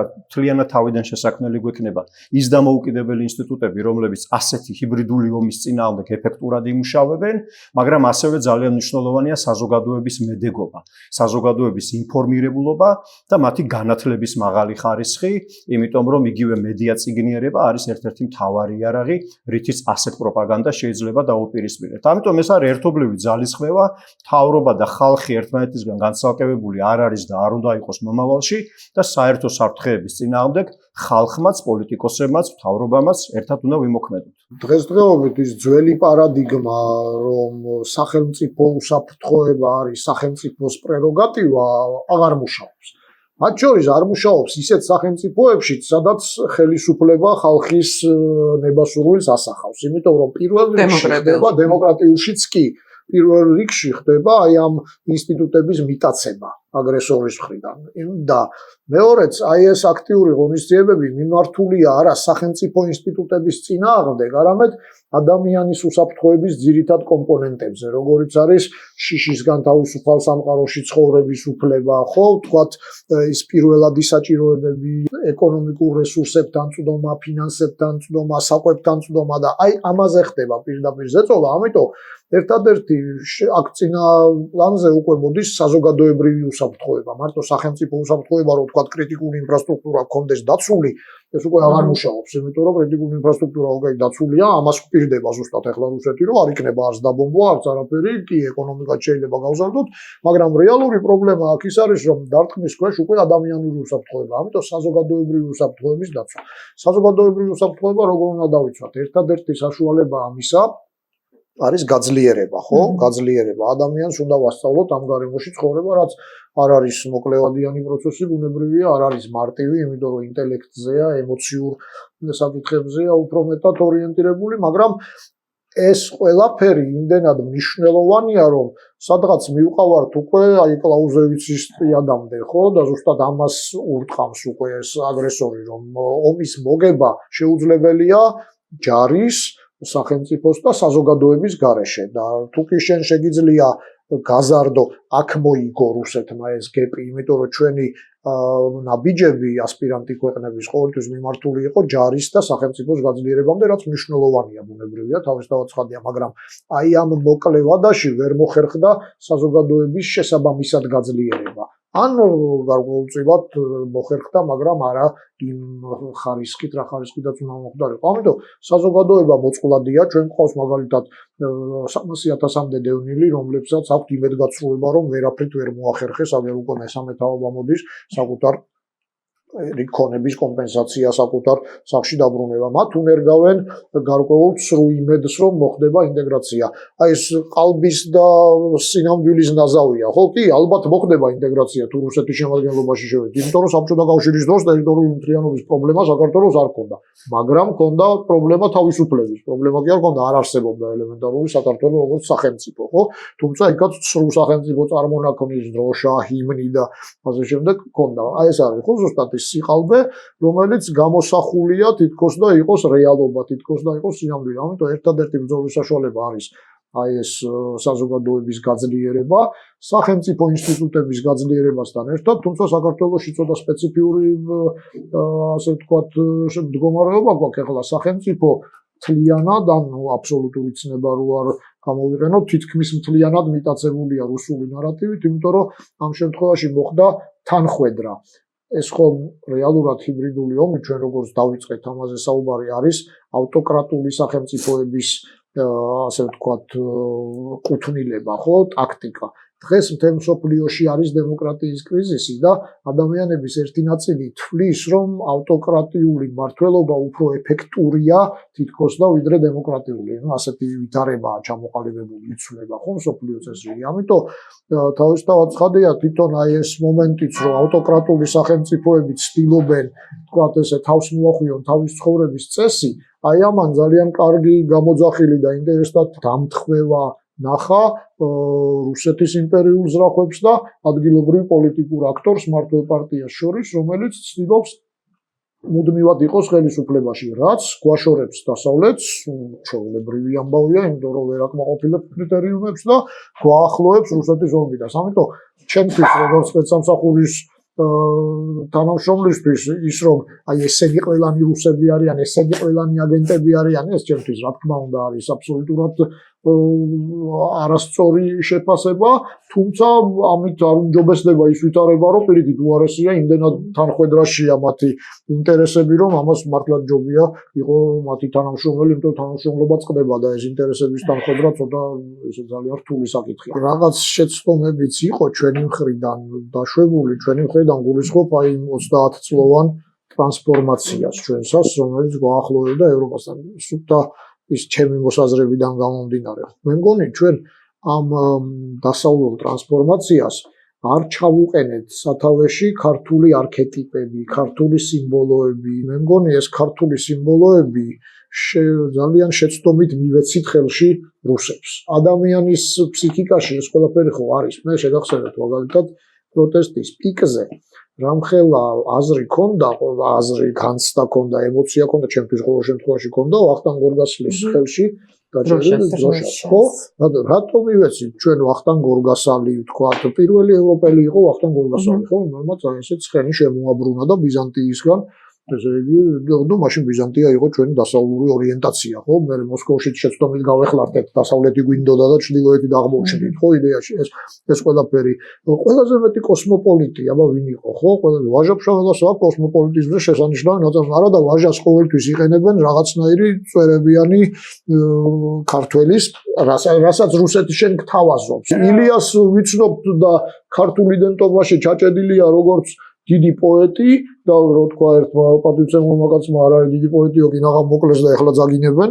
ხო და არ ვიცნობთ როგორც დიდ საზოგადო მოღვაწეს, რომელმაც მაგალითად მთელი ლაგოდეხი და იგივე ვაჟა მთელი დედოფლის წყაროს რეგიონი გადაარჩინა იმ ხევსურების პროექტით, ხო და მთის ხალხის პროექტი, ანუ როგორც საზოგადო მოღვაწეებს, მაგრამ აი ეს არქეტიპული რაღაც საკითხები, რომელიც მე თქვენ გეთანხმებით, სამწუხაროდ გრძელვადიანი პროექტია, არ არის ეს მოკლევადიანი პროექტი, ამიტომ არ ვიცი რამდენი ხანი დაჭირდება, მით უმეტეს როცა სახელმწიფო ინსტიტუტები არ გაქვს შენ ხელში და გიწევს აი ეს კარდაკარსიარული, რომელიც სხვათა შორის რამდენიმე წლის წინ უსაფრთხო იყო და დღეს უსაფრთხოც აღარ არის, იმიტომ რომ შენ როგორც კი ამ გზაზე დადგები და იული კარდაკარ იქ დაგხვდებიან და გაგლახავენ ახლა აქ ამის ორგანიზება ამათ რო არ გაუჭირდებათ მანდორიაზე არის. სახელმწიფოებრივ საქმიანობას დაგაბრალებენ. ძალიან მნიშვნელოვანია განათლების რეფორმა ეგრეთ წოდებული, რატომ ის? იმიტომ რომ მომავალი თაობა უკვე აღიზარდოს ისე, რომ ის თავისთავად თავსებადი იყოს რუსულ სამყაროსთან.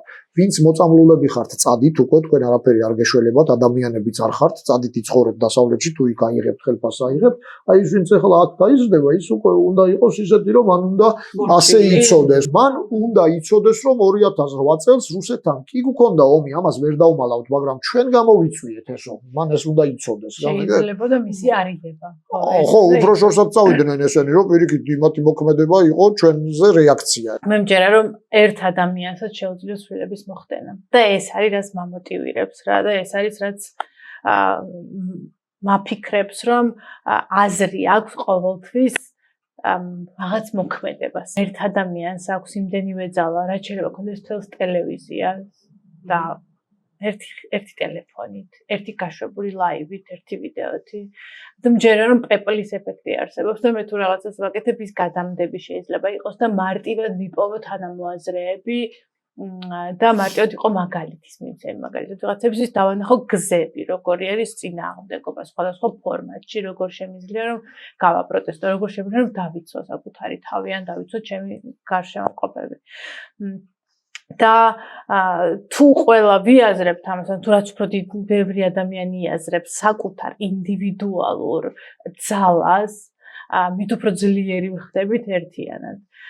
და ჯერა რომ ეს ისეთი რაღაცაა, რასთან გამკლავრებაც და მორევაც უჭირს შემდეგ უკვე რეჟიმს. ეს ქვეყანა ძალიან დიდი ხანია შეთანხმდა, რომ ჩვენ დასავლეთი გვინდა და არ გვინდა რუსეთი, ხო?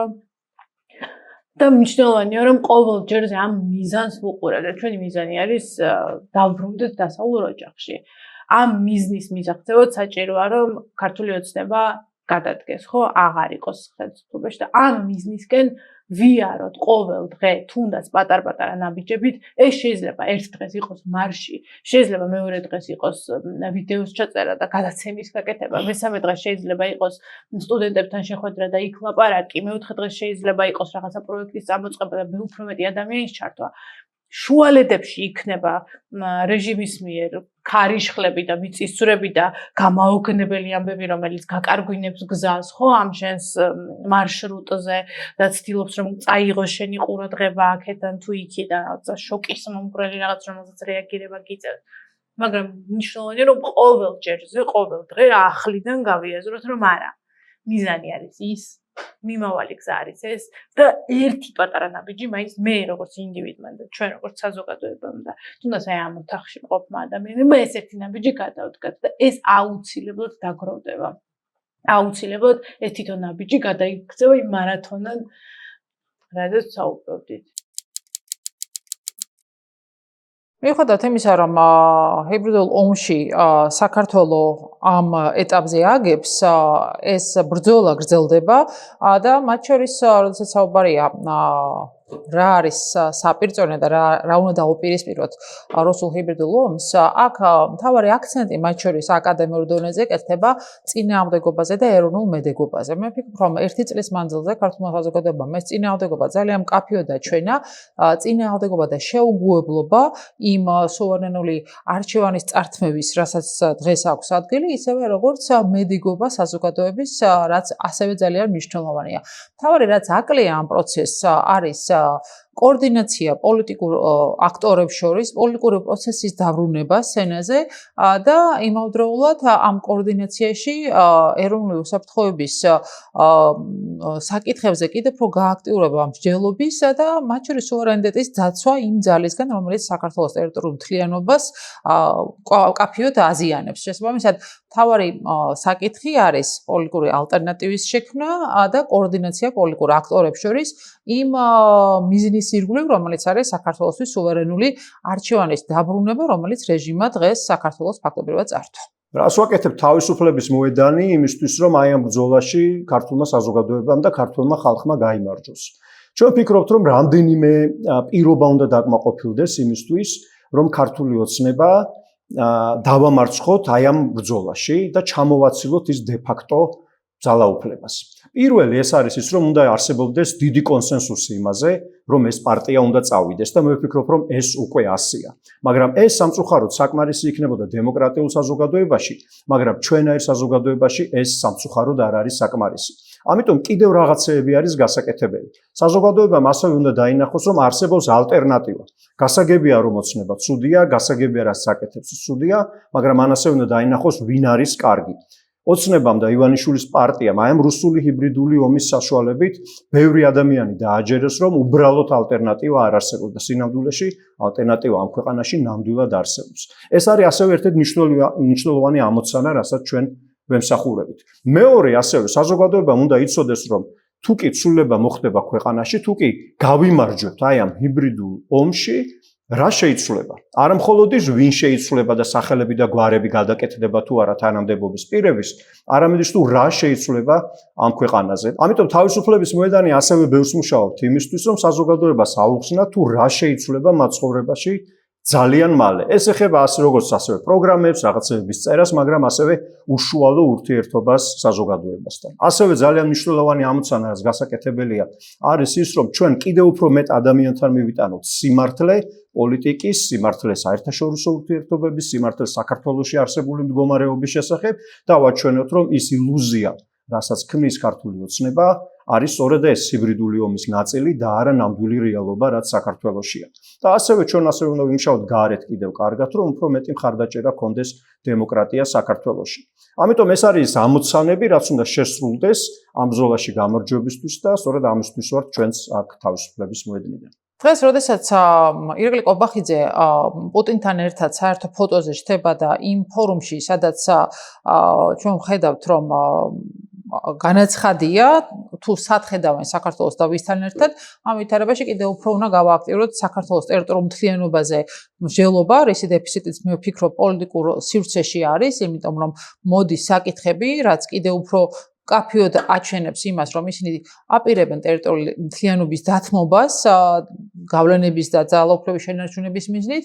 მე ვფიქრობ, რომ მნიშვნელოვანია კოორდინაცია სტრატეგიულ კომუნიკაციაზე, იმ სიმართლის მიტანაზე, რომელიც აუცილებელია საზოგადოებისთვის, მათ შორის ნეიტრალიტეტის მითის გაქარწყლება, რასაც ვხედავთ, რომ რუსეთი ირაკლი ყობახიძესთან ერთად ცდილობს, რომ საქართველოში ჩამოვაყალიბოს და რაც ცალსახად რუსულია და პირდაპირ აჩვენებს განზრახულობას რუსეთის გავლენის სფეროში დასაბრუნებლად, მათ შორის აუცილებლად დაუპირისპირდეთ ომის და მშვიდობის იმ ნარატივს, რაც უკავშირდება ერთის მხრივ ყალბმშვიდობას რუსეთის გარანტიების ქვეშ და ნანახი გვაქვს არაერთხელ რომ ეს ყალბია და მეორეს მხრივ ჩვენს სწორ გზავნილს თუ რატომ არის არსებული რეჟიმი გრძელვადიანი მშვიდობის წინააღმდეგი და ამ ვითარებაში მნიშვნელოვანია ერთის მხრივ პოლიტიკური აქტორების კოორდინაცია, საზოგადოებასთან აქტიური კომუნიკაცია და მეტი პროაქტიული და მათ შორის პოლიტიკური დღის წესრიგის შექმნა. ნატო და ევროკავშირი ჯერ კიდევ 2016 წელს შეთანხმდა იმაზე, რომ ისინი ერთობლივად დაპირისპირდებოდნენ რუსულ ჰიბრიდულ ომს,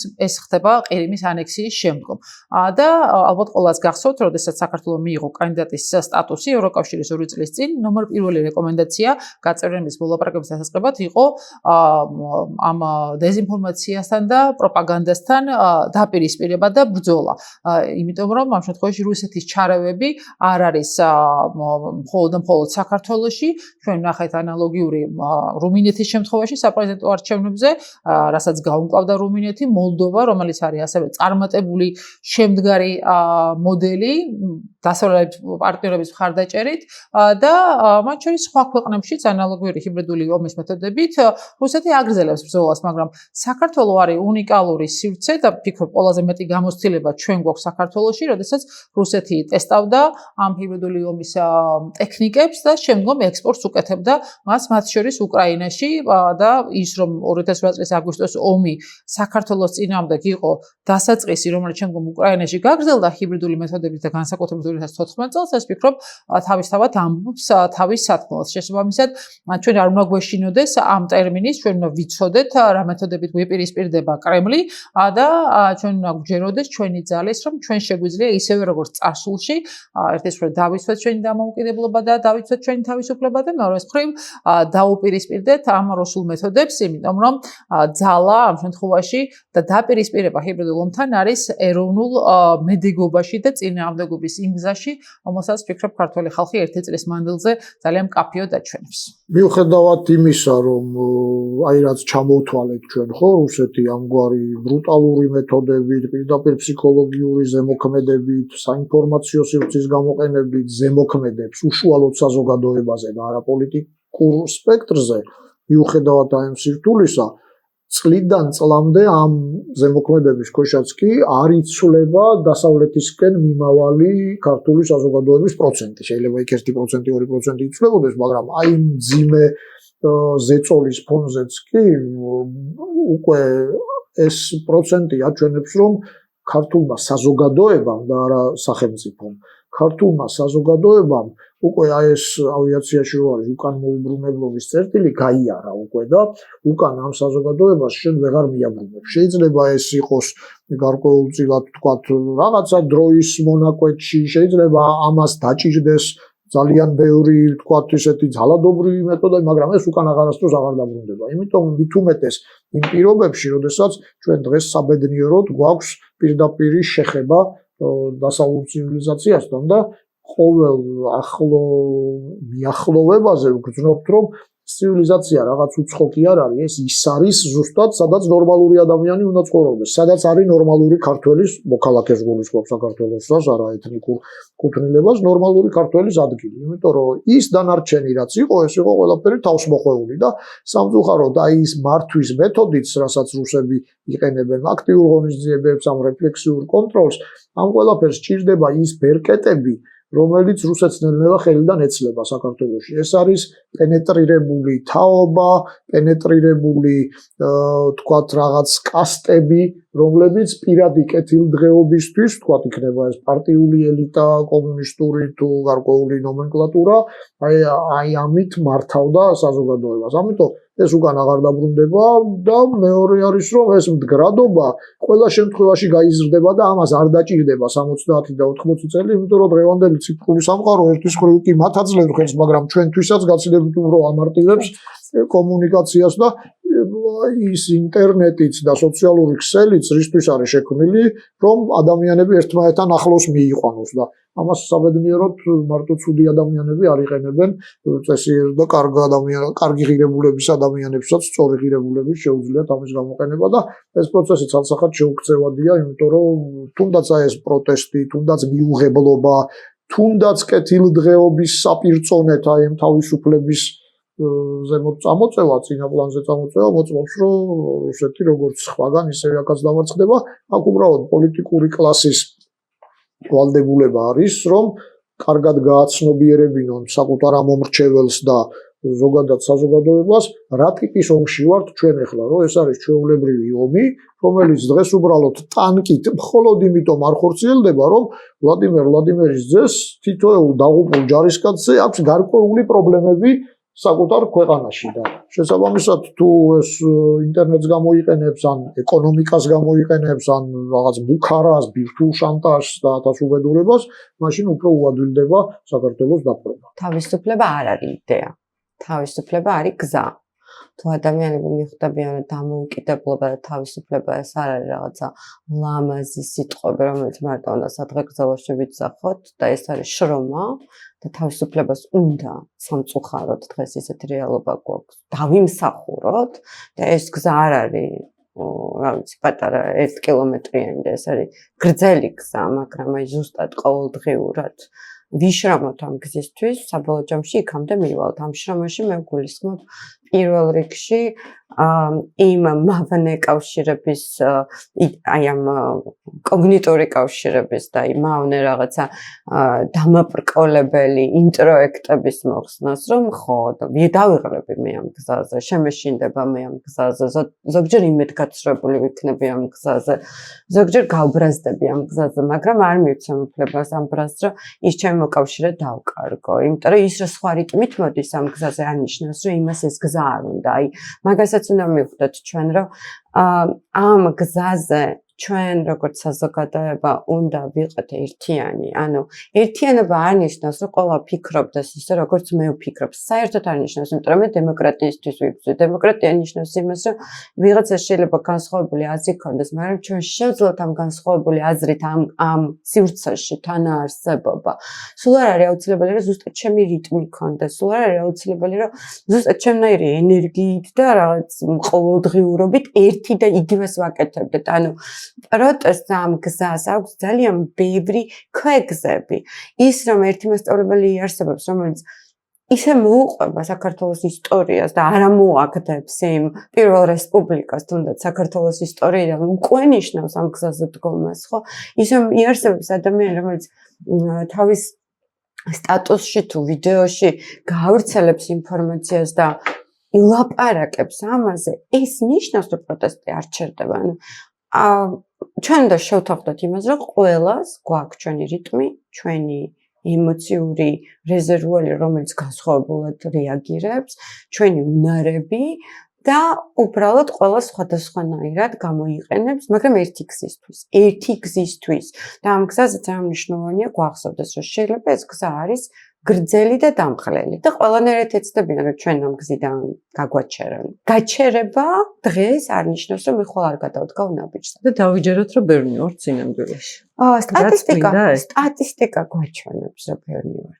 რეალურად ჩვენ იგივე 2025 წლის დასაწყისში გაკეთებული სოციალური გამოკითხვები ყველაფერი ადასტურებს იმას, რომ ევროპული გეზი და დიდ ევროპულ ოჯახში ყოფნა საქართველოს მოსახლეობის 65%-ზე მეც უნდა. და ეს წარმოუდგენელი რიცხვია. ეს 65% არსებობს და ეს 65% რომ სიტყვაზე არ დგას რუსთაველზე არ ნიშნავს, რომ იმას რუსეთი უნდა. არ ნიშნავს მაგას. და ეს უნდა გავახსენოთ ხოლმე.